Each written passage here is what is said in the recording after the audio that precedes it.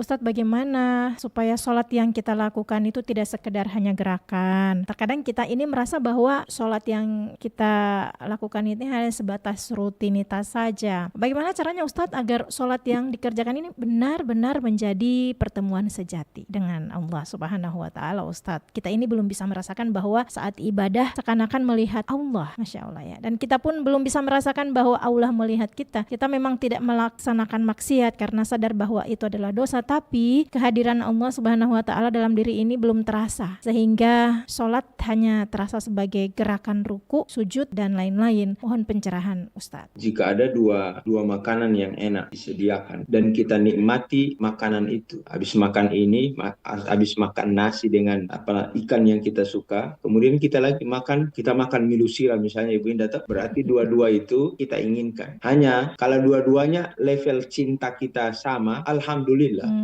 Kalau ada yang dominan, misalnya setelah makan ternyata kita lebih suka mie siram daripada makanan yang ini, itu yang kemudian saling mempengaruhi. Kalau gambarannya di sholat misalnya, dunia kita lebih kita nikmati daripada sholat, berarti secara otomatis kenikmatan dalam sholat hilang karena ada nikmat rivalnya. Rival itu lawan daripada sholat. Karena itu tidak ada nikmatnya sholat itu karena ada nikmat yang lain yang kita rasakan, sehingga yang nikmat lain itu tidak bisa dikalahkan yang lain. Tapi kalau misalnya kita sholat itu lebih nikmat daripada yang lain, lebih nikmat. Nabi mengatakan, Allah jadikan dalam diriku itu sholat itu menjadi penyejuk hatiku. Bayangkan Nabi itu kalau pulang dari dakwah, DP istirahat bukan mau tidur, tapi istirahatnya sholat. Ini berarti sholat itu lebih nikmat daripada tidur. Bayangkan.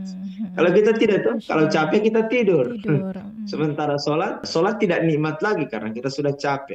Apakah itu salah? Tidak salah, karena kita sebagai manusia biasa. Dunia ini tidak harus ditinggalkan, tapi tidak boleh digantungkan dalam hati. Tapi sholat itu bukan hanya rutinitas biasa, tapi dia adalah di samping dia kewajiban sebagai hamba, dia juga kebutuhan. Kalau di level kebutuhan, maka berarti kita tidak senang hidup kecuali kita sholat. Tidak enak makan kecuali sholat dulu. Bayangkan, tidak enak tidur kecuali sholat dulu. Itu berarti sholat sudah menjadi kebutuhan sama dengan makan. Maka lahirlah kenikmatan ketika melaksanakan sholat. Jadi rumusnya saja, kalau ada kenikmatan yang lebih dari sholat, pasti sholat tidak nikmat. Tapi kalau sholat lebih nikmat dari semuanya, maka berarti sholat itu lebih utama. Caranya adalah ya biar sholatnya nikmat, maka bukan hilangkan, tapi kurangi volume kenikmatan dunia. Biar enak kita menghadap Allah.